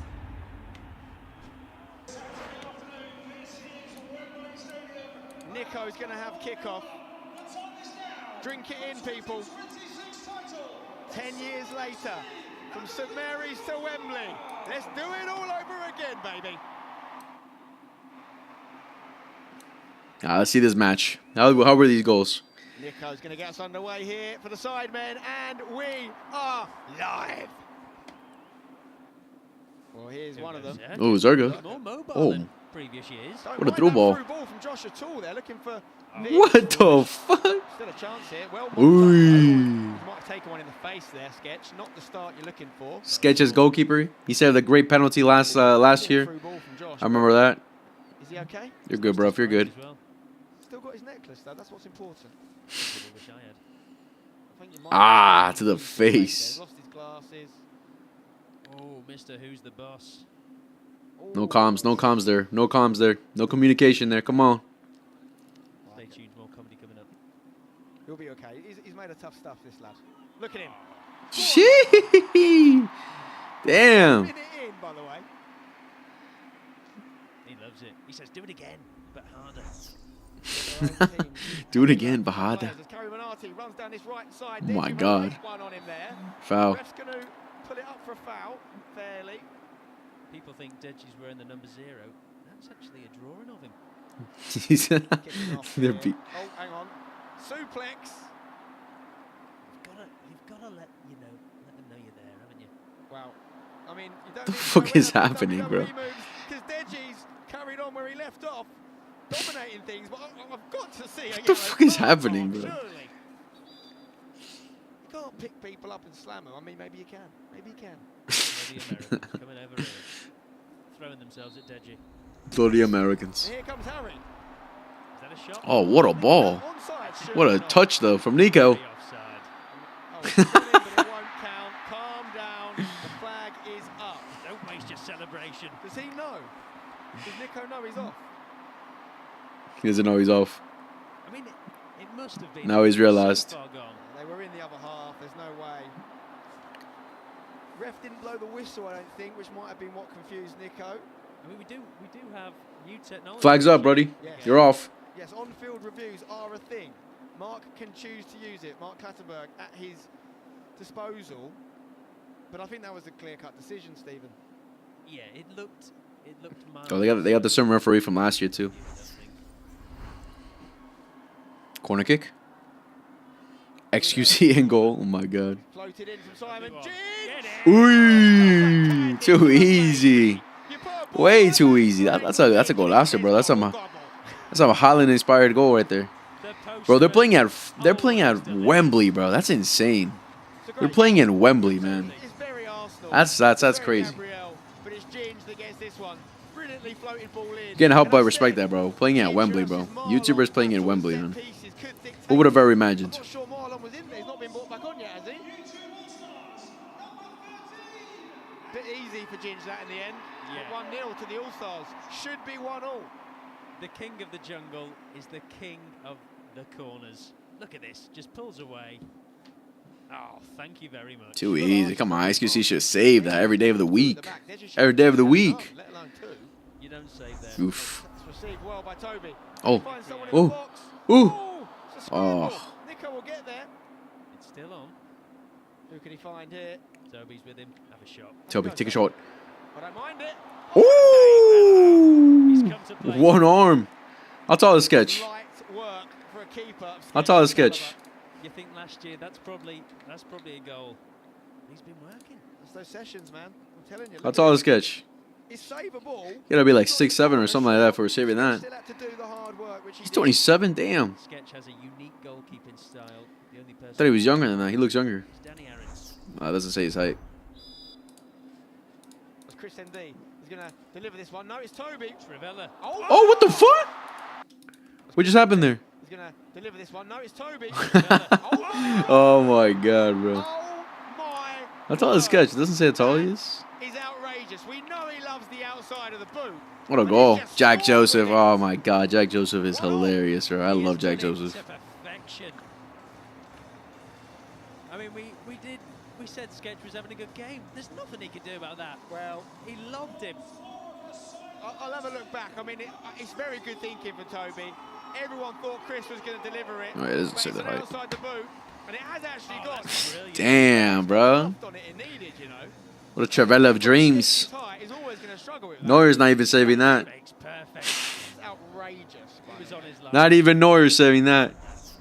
Yeah, here's a breakaway now for the side. Oh, what a ball. What a ball. Marlon. There it is. Damn. And that's why they need him on the pitch.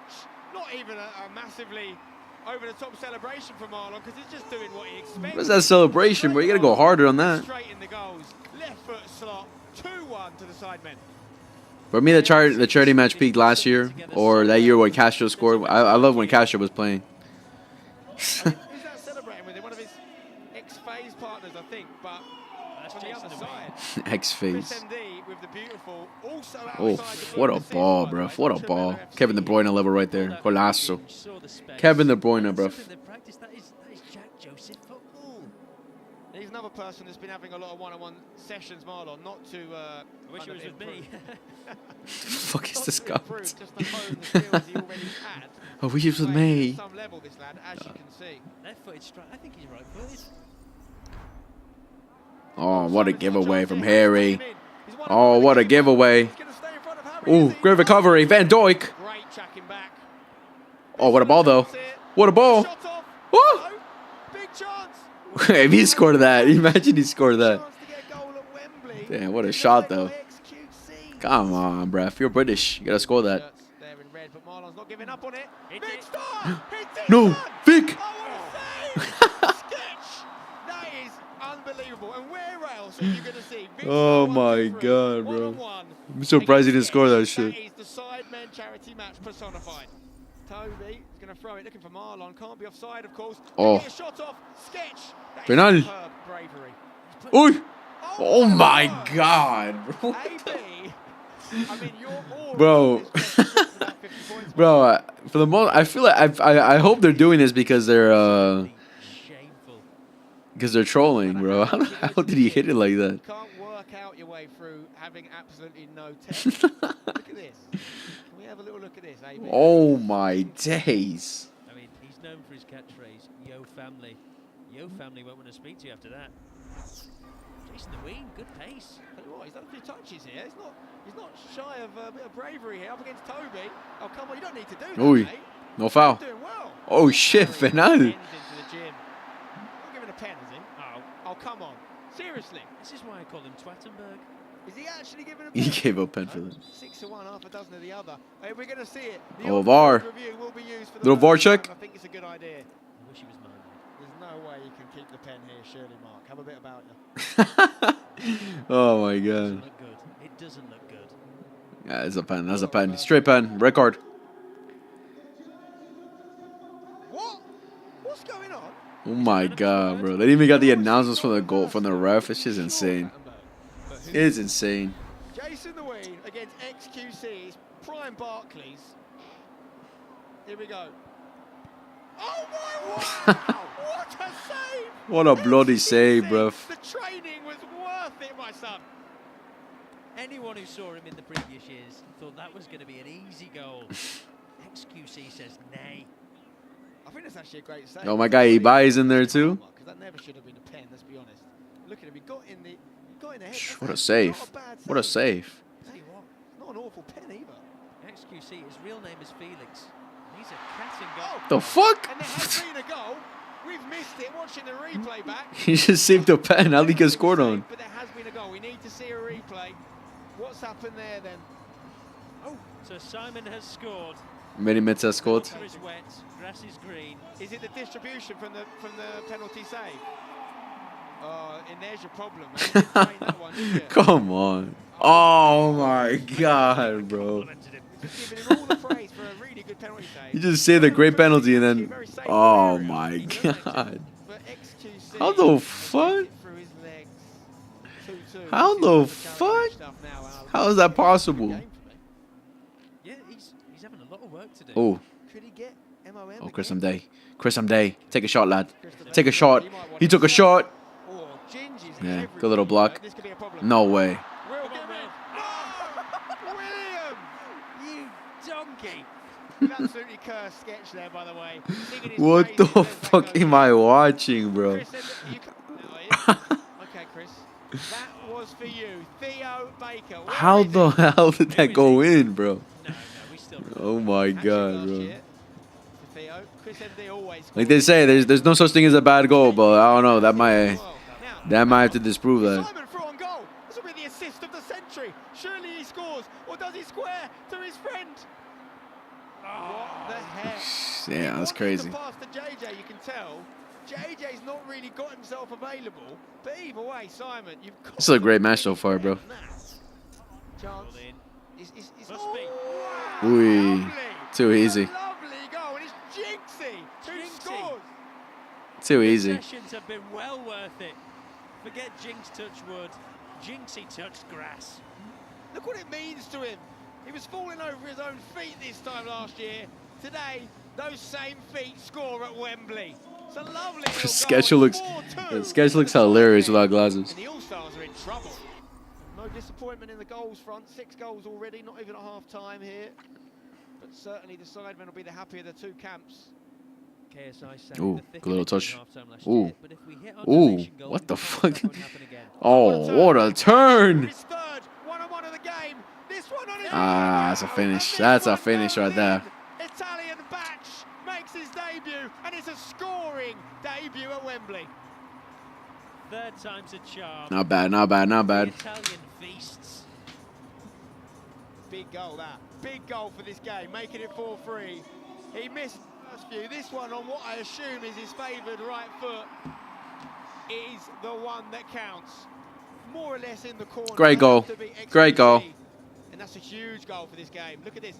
Ooh, what a turn. Turn there is absolutely sensational. And the finish was good enough. Oh, he pinched it and got away. Now that's an Italian job. Here we go, Chazza. He's got a shot on him. I've heard this. Hello. Oh. Hit it hard, that's for sure. That's a warning. He is a very talented How did this player. game end 10-10, bro? I call him Snack Grealish. Let's get to the penalties. I want to see the penalties. Candyman with a Can he score? In the winner. both teams. Ted Lasso lookalike Cal Freezy. No injuries in a row. You last first. XQC in goal. Gaffer to take one. Special Ed Lasso. Can he score? Oh my god. Jesus. XQC with the assist. Nah, bro. SQC must do this on purpose because there's no way. But it just shows, you know, the nerves involved. You don't hit your best penalties. Take another look at that one. I Bruv. mean, to be fair, I think XQC's got the right idea by not picking a side and waiting. You just have to do the second bit, which is save it. Jack Joseph. Jack Joseph. I think he can kick a ball. He's got a neckerchief on. I know that much. I think he could kick a ball. He's got a little bit about him, it seems. Let's see. Jack Joseph, the real JJ. He scores this. He scores this. Level it up. Bangs it in. Sketch moving from side to side like nobody's business. Jack Joseph. Oh my Dang. God. He's rattled the Hits the crossbar. ball. Simon. Needs to get picked up. Oh, All-Stars 1. Simon 0. Team. That'll be difficult. Who's next? Listen, that I think Sketch has got in his head there. Jesus. It's the dream start for the YouTube All-Stars as they put one hand on the trophy. Ibai. Why going up next, representing Spain. 16 million subscribers. Yeah, look how behind much him. weight my guy lost, bro. Inspiration. He's got the shorts rolled up once again. I'm not sure if it's deliberate at this point. High shorts, low socks. Well, we've got high expectations. I can't lie, I don't know half of these guys. Spain, they produce great footballers. They do. By the bucket, though. Will it be a buen trabajo or will it be mal? Ibai. Steps up. Domingo. Ibai! Oh, it's Oh. enough. Not bad, not bad, not bad, not bad, not bad. Not bad. Like this. Oh, it's laser beam. Laser beam. Oh, he looks nervous. He looks nervous. He looks nervous. He's missing. UK just 4 days ago. He's missing. He looks nervous. He looks shook. Has he got over the jet lag? He needs to score this or the sidemen might be in big trouble. Sketch, though, as a phenomenal record. He looks so shook. Yeah, he's missing. Here we go. Laser beam. Hits it. Oh, it's gone over. I think we're playing Aussie. Oh my days, bro. Sport. Oh my days. Laser beam. Perfect from 3 penalties. XQC. Fosh. Who the hell is Fosh? Does he score this, Stephen? I think so. Left foot. Right wing. And Fosh Bosh. Oh, he scored Well taken. it. Well taken. Three from comeback. Well taken. It's a big coup. Chris. It's Oh, easy. class. Class. Class from Chris Day. We almost missed it. Sketch Mario. A chance to win. Who's the boss? 2 million knows a lot about tech. But has he got tech when it comes to football? Mr. Who's the Boss up against someone with a Karen haircut who wants to see the boss. This is XQC's moment. Will he take it? No. Damn. Finish. Gotta It's finish. over. What a pen from Mr. Who's the Boss. And it's a clean sweep for the All-Stars. YouTube All-Stars win. All right. Not a bad charity match, I guess. More of the old kinds, you know, the old ones I prefer. But hey, things happen. Things change every time. Things change every time. But that's where I'm gonna end the stream, guys. Appreciate everyone that was watching, that joined and tuned in to accompany me for these last, how long is it? Almost 2 hours. Appreciate every single one of you guys. I'll be back for tomorrow. Real Madrid versus who do they play? They play I forgot already who they play. Real Madrid versus Deportivo Alaves. We'll be back tomorrow for that. Hopefully we see Real Madrid bottle it and then gives us even more of a chance to win this La Liga season. We'll see. But again, guys, there's so many league games to go. So hopefully tomorrow we'll see some good things happening with Real Madrid losing. But we'll see what happens there, guys. But much love to you guys. Appreciate all you guys that tuned in today with me. Much love to you all.